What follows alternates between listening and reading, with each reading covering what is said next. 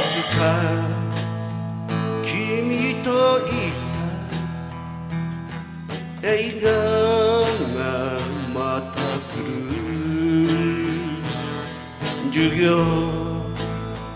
を抜け出して二人で出かけ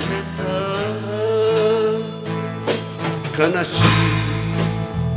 い場面では涙ぐんでた素直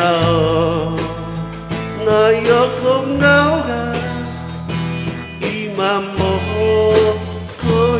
しい雨に破れかけた街角のポスターに過ぎ去った昔が鮮やかによみがえる君も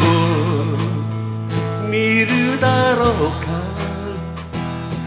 いちご白書二人だけのメモリーどこかでもう一度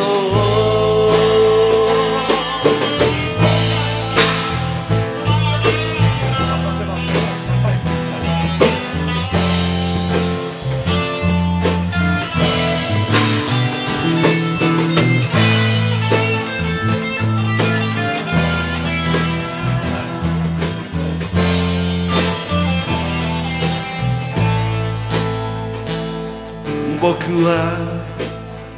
無精ひげと髪を伸ばして学生集会へも時々出かけた就職が決まって髪を切ってきた時もう淡くないさと君に浮気したね君も見るだろうかいちご白書二人だけのメモリーどこかでもう一度二人だけのメモリーどこかでもう一度